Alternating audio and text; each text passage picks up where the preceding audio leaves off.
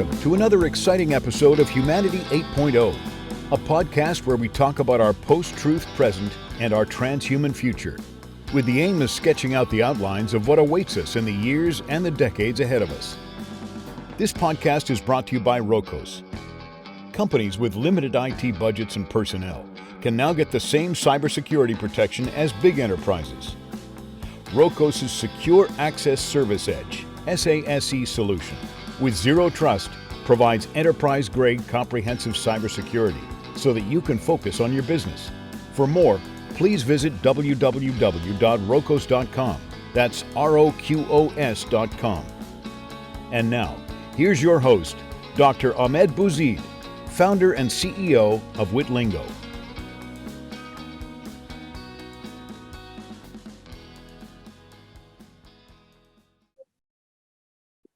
Professor Steve Fuller and Michael Patrick Gibson, welcome to Humanity 8.0. Thanks for having us. I've been looking forward to this for a long time, actually, since you and I had that interview, Michael. I think it was a couple of months ago, or maybe a few weeks ago.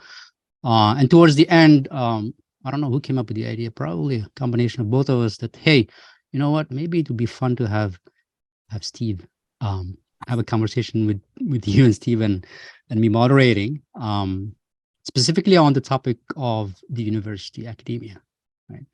Because both of you have written interesting books. I have read Michael's book. Again, I'm going to try to show it and let's see what happens. Oh. Okay? Yeah, there you go. Appreciate that. There you go. The book. I'm excited for Steve's new book. That'll be great. You mean this one here? Yes. Oh, wow. You actually printed it out. Jeez. Amazing. Optical illusion, right? So this is the cover. This is how it's going to look like. What I did, I just took one of my books and I put this thing on top. Okay, you fooled me. Yeah. Did I fool you? It looks good. That looks very impressive. No, I it like does, it. right? I like it.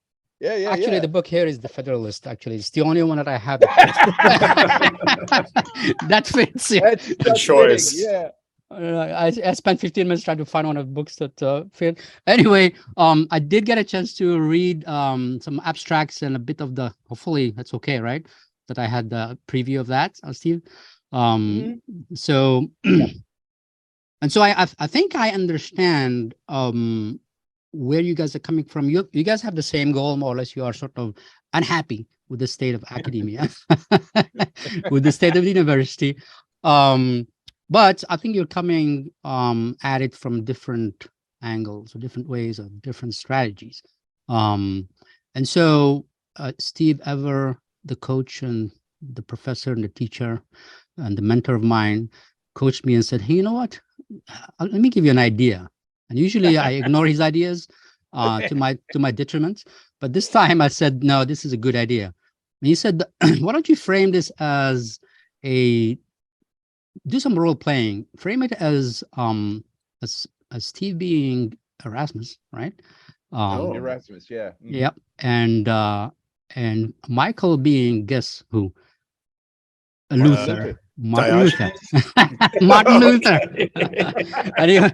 And basically he pointed to the correspondence, which I was ashamed of myself saying this. I was not aware of the correspondence between Erasmus and Martin Luther. They had exchanges with Erasmus being, very nice guy that he is and he was, and a moderate guy, sort of a centrist, if you want to put it in today's terms, like let's just try to figure things out without causing a whole lot of trouble. And obviously, Martin Luther didn't want to have any of that, right? He wanted to set things on fire. Right. Anyway, to the extent that we can borrow that metaphor or that role playing, let me start first. So I'm giving you, so maybe you can think a little bit ahead. But let's start with Steve. Can you tell the folks who is Wilhelm von Humboldt, right? And what is the Humboldtian vision of the university? We'll start with that because we just published a podcast with Michael. So sure. It's fresh what he's, and then we'll get to you tell us also, Michael, the essence of your position, and then we'll have some fun with contrasting each of you playing your respective role. Okay, cool. Okay, so let me start by talking about Humboldt and why I made this kind of analogy here with Erasmus and Luther. Um, so Humboldt is normally seen as the founder of the modern university, at least in spirit. Okay, and the particular thing that Humboldt did to reinvent the university, and I think let's put a little background to this. We're talking about the early 19th century, right? So basically, Humboldt was the Prussian minister of education who reformed higher education in Prussia, which at that time was a kind of aspiring nation, right? It wasn't at the level of England or France, but it was aspiring, and it basically wanted to consolidate. And there was this talk of a sort of united Germany down the line, which of course got realized under Bismarck later in the 19th century.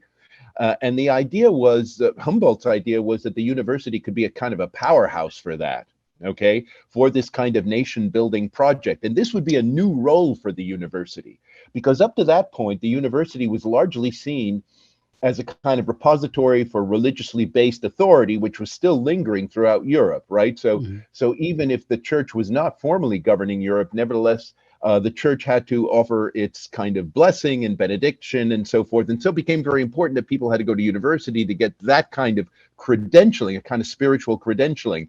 And that had entered into a very decadent kind of phase. And there was little trust in that. And in fact, the French Enlightenment thinkers of the late 18th century, who influenced Humboldt a lot, basically saw the university as the enemy, right? They basically thought that, we need just totally new education institutions, and they were primarily concerned. The way the French Enlightenment thinkers thought about things was they liked the idea of research institutes, freestanding research institutes that were doing innovative research, and then, as it were, keeping the universities around just to reproduce the sort of ideology that was needed to keep society stable. That was kind of the general French Enlightenment view, actually. And you still see this in the way in which the French higher education system is organized, which is dual, right? Where you have a teaching track and you have a research track, and academics typically have their foot in both, right? It's not a unified, conceptually unified system of higher education. Humboldt wanted a conceptually unified system of higher education that, in a sense, would have academics teaching their research, and as it were, introducing students, the next generation, to the cutting edge stuff that they were working on, right? So it's this unity of teaching and research that is at the heart of the Humboldtian University. And this then becomes the kind of motor for a nation building project, where what you're getting are people who are thinking about things from the front line, who are doing work from the front line. And part of their obligation, beyond just continuing to do that, is to actually expose the next generation to that new thinking, which they can then explore in their own way. Okay? And so this is the context in which the modern conceptions of academic freedom in all its forms get built.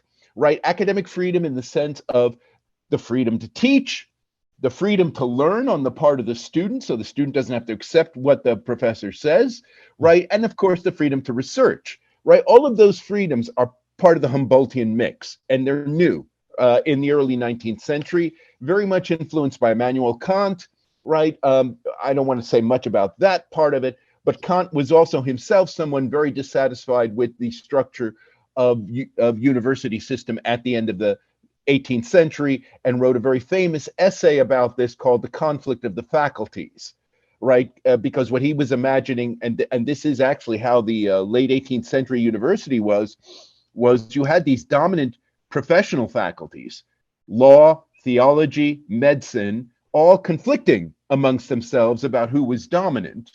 And Kant thought this was going nowhere.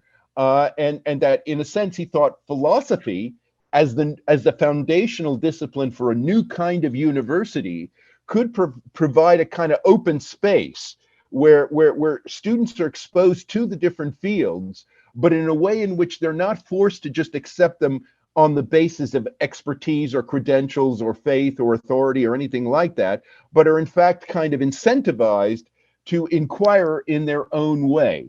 So if you look at the German idealists, people like Fichte, Schelling, Hegel, who were part of that Humboldtian mix in early 19th century Berlin, right? These are guys who presented their philosophy as open horizons, okay? As laying down just initial markers, which students would then take forward. And in fact, this is kind of what happened, right, in the 19th century with regard to all of these students who went through this system, coming up with very creative ideas, which eventually became academic disciplines in many cases. But also, guys like Karl Marx too, right? Karl Marx would be a great example of a product of the Humboldtian system, who in a sense kind of started, with these kind of open horizons that somebody like Hegel provided, and then took them in their own direction, which often went against, as it were, what the teachers were saying, right? So you had the freedom to teach and the freedom to learn working in this very complementary way, and Marx is a great example of someone who came out of that system. And you basically want those kinds of people, right, to be the next generation of your society, these very highly educated, dynamized people, right, who were in some way going to start with the past, but leave it and go in their own direction. And that was the Humboldtian vision. And it was one that got picked up by the United States. Okay, and that's I think, a very important point, that the United States picked this model up in the late 19th century. And that's, in a sense, how the United States became the great powerhouse in the 20th century for higher education. And it's still basically living off that to the extent it can. Okay, but if you think about the way in which American universities self-understand, right, with regard to academic freedom and progressive vision and so forth, even if they don't live up to it today, nevertheless, that is the ideal that they're harking back to. It's that Humboldtian ideal. And my book is basically about trying to reinvent that, reboot that in the 21st century. Makes sense. And who would be like within the American 20th century, the equivalent of like a Karl Marx, the kinds of characters that, that would be the result of that environment, but have gone and opened up new horizons on their own? Well, I mean, you could talk about somebody like Theodore Roosevelt. I would say somebody like him, who in a way was a student of William James, and then, as it were, turned the kind of philosophy that William James was talking about, into this rugged individualist kind of ideology that became incredibly influential across the world. I mean, people, I think nowadays, maybe even especially Americans, forget kind of the iconic significance of somebody like Theodore Roosevelt, as a human being, right? Because this is the other thing I think that's very important about the Humboldtian model. It's this idea of Bildung, right? Bildung, this German term that has to do with personal development, which is what the education is ultimately about. It's not about acquiring knowledge in a discipline in the sense of an expertise, but it's rather about a personal development, and and so therefore your exposure to different forms of knowledge and so forth are, as it were, part of the toolkit, you might say, or the equipment by which your personal development can take place. And somebody like Theodore Roosevelt is a great example of someone who embodied that, right? He was a kind of polymath in a way. I mean, he wrote a lot of very interesting things, actually, in literature and nature literature and stuff like that, which reflected this kind of very sort of comprehensive, wide-ranging sort of education that he had. And I would say he is, in a way, he's kind of the exemplar for the American context. So the title of your book is Back to the Future, right? Back to the university's future, meaning that we have gone astray from what you believe. Yes. And in what way? Yes, for the reasons that Michael has pointed out, right? So Michael's right. Yeah, absolutely. But tell me in your own words, and then we'll definitely pull in Michael, because he is going to play the role of Luther. Well, Steve, that's fascinating intellectual history as well as just pedagogical history. Bringing up Humboldt reminded me of his book, The Limits of State Action. Right, exactly. When he wrote when he was a young man, and I guess one of the key sentences in that book, if I recall, is about the guiding principle being the full personal development in its richest diversity. Exactly. He saw the politics, but I mean, we could take that model and think about it in terms of what you're saying, which is the an education system, or more specifically, the university. And yeah, my book and some of my critiques are about just how that institution has not lived up to that promise, or how it's been corrupted, or how it just hasn't evolved due to some of these external pressures. Where I think Bildung, I think soulcraft, I think coming to appreciate the great works of philosophers and poets and artists and so on. Like I do think there is a place for that, but the university, especially in the last 40 years, has just faced this tremendous pressure from the surrounding society to become the main vehicle for, let's say, economic success or professional success. Yes, So the knowledge economy. The Yeah. knowledge economy, right, is going to be spearheaded by the university. This is very much the neoliberal promise Right. from the 1980s and 90s. Yeah. So what is a university for is a great question.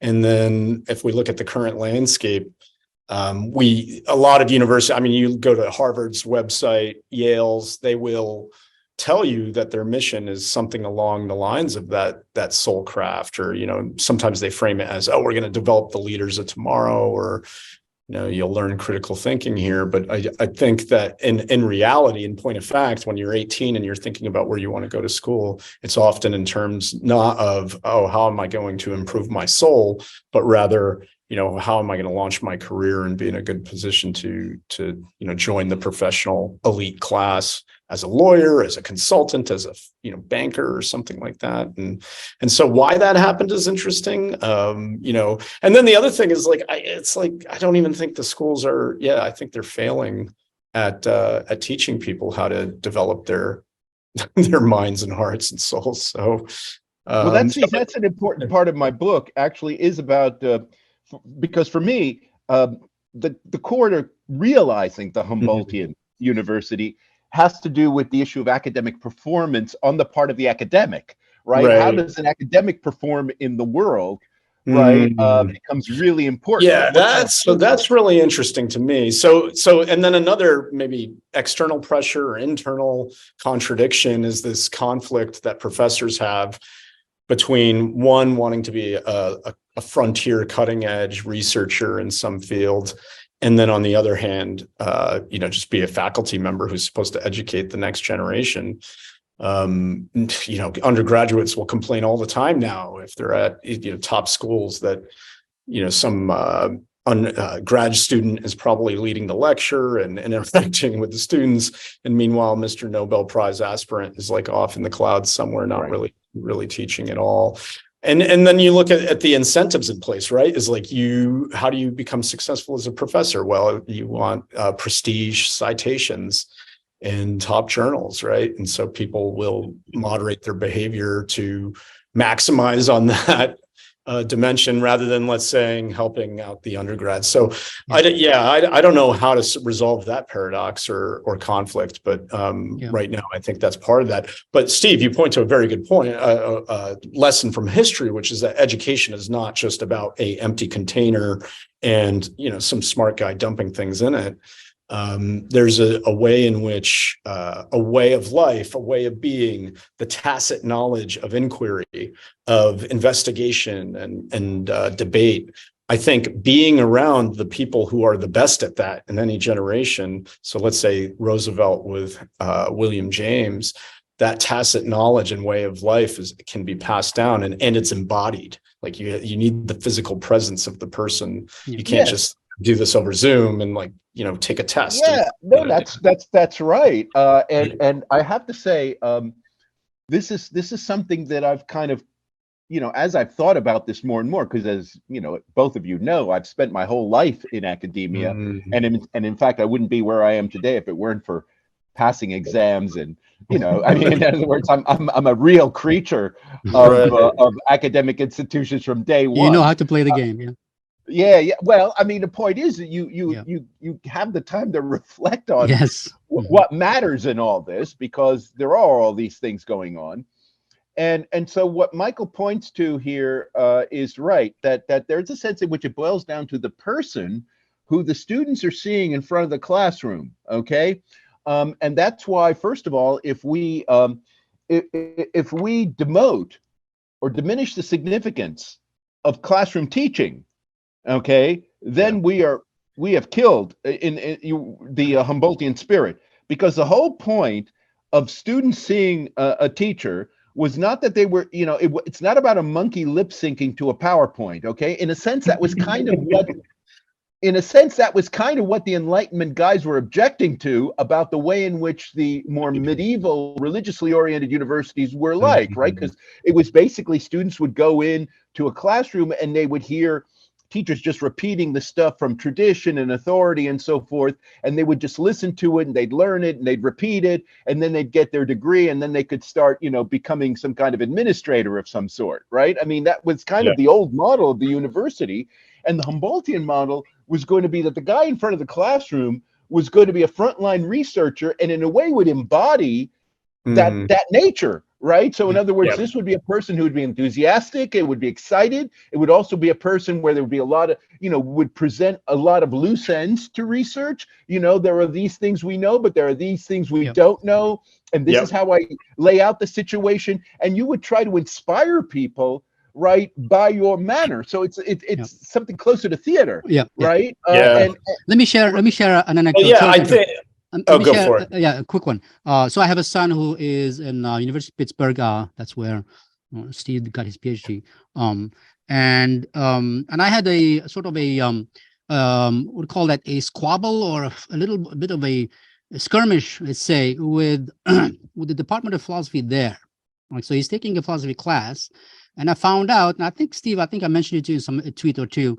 I found out that the teacher there, right, was hired like 2 years ago, Harvard, but he's like, 2 years into it, right? And this is an introduction to philosophy class. So I got into this argument with these guys and said, why are you having a junior person be the introduction to philosophy? These are probably, most of them, this is the very first time that they encounter philosophy.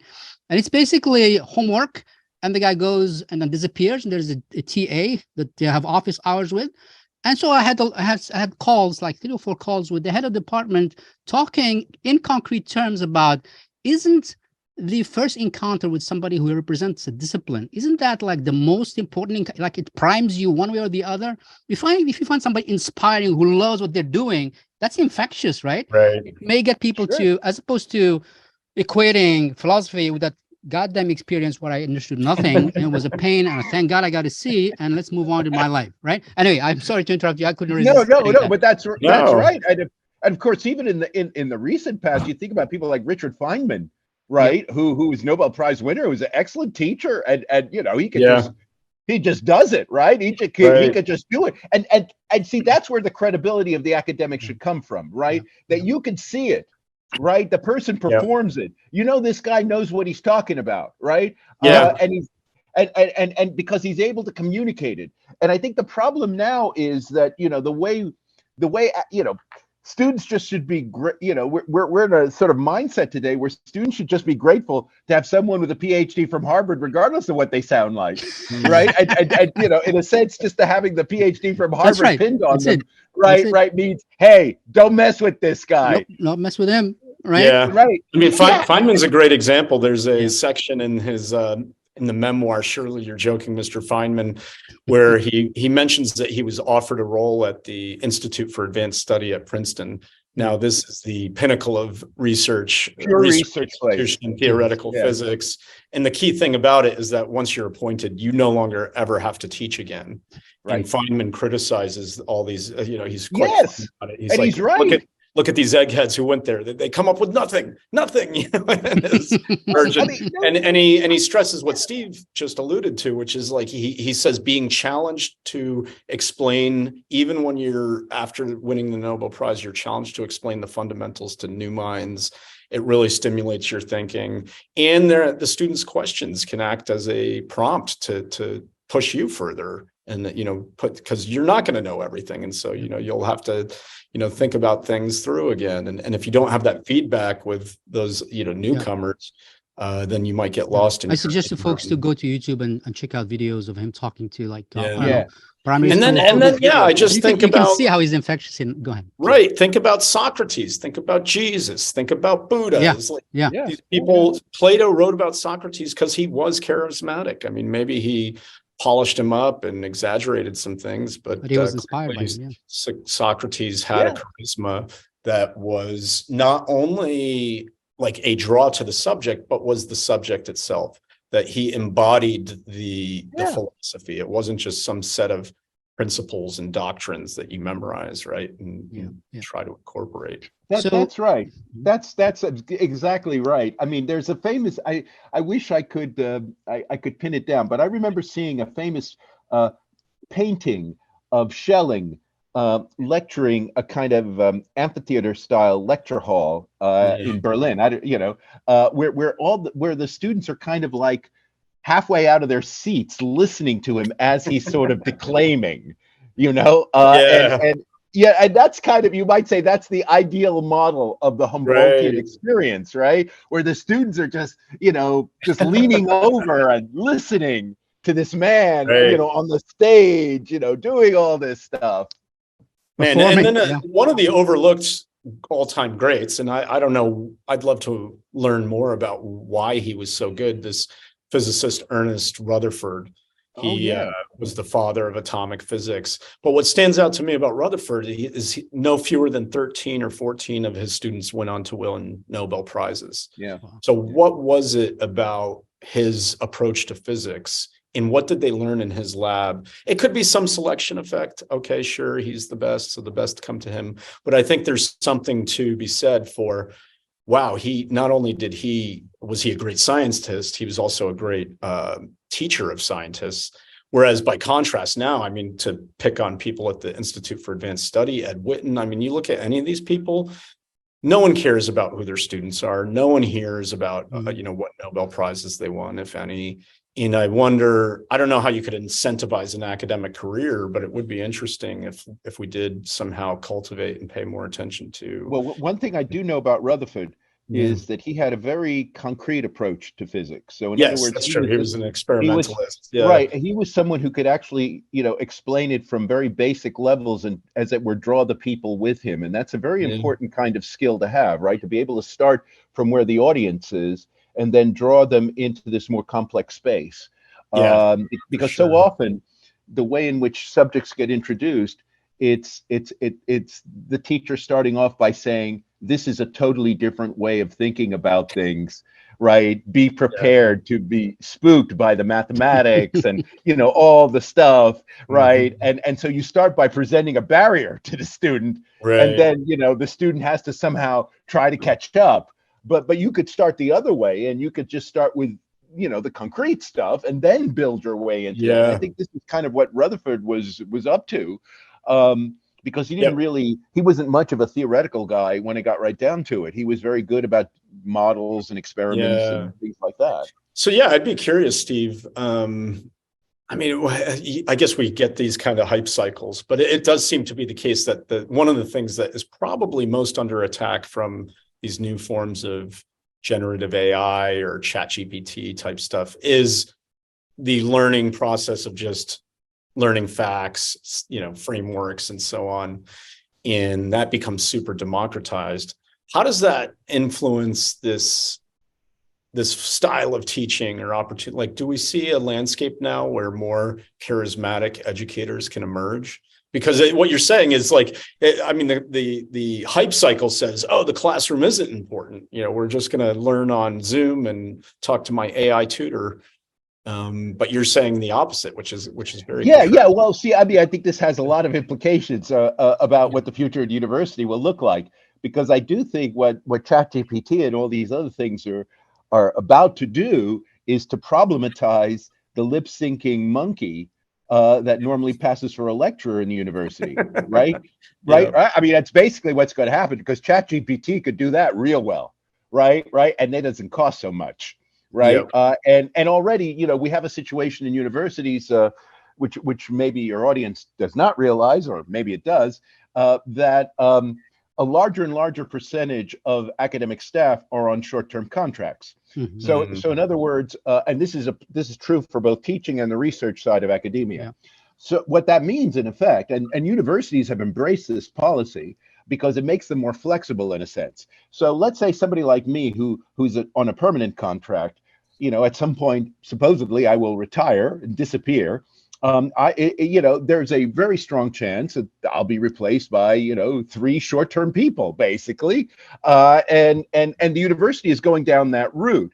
And of course, what these short-term people do is they're very good at the ChatGPT style way of delivering, research and teaching and so forth. And so after a while, those people will become dispensable as well. Okay. Yeah. And so there is I think, given the way in which the university itself has self-deconstructed in a way, right? It's kind of removed, right, the sort of the kind of infrastructure that would actually enable people to invest in its long-term future, right? It's made itself more and more vulnerable to these artificial intelligence approaches to knowledge. Okay. And so I think, you want to talk about technological unemployment. I mean, I think that, academia, as it's going, through voluntarily, because universities are making these decisions actually to do this short-term stuff and to value this short-term stuff. And so I think the universities are setting themselves up for a long-term fall, right? Well, There's going to be, it's good. It's, we could talk about the university as a sort of bubble, a financial bubble, as Peter Thiel does, and you do, Michael, and I agree, right? And I think I think this kind of combination of the way the universities have decided to conduct their business and the rise of AI, right, is going to create this enormous problem for the universities. Yeah. Right. You've been listening to Humanity 8.0 with your host, Dr. Ahmed Bouzid, founder and CEO of Witlingo. Brought to you by Rokos. Thanks for listening.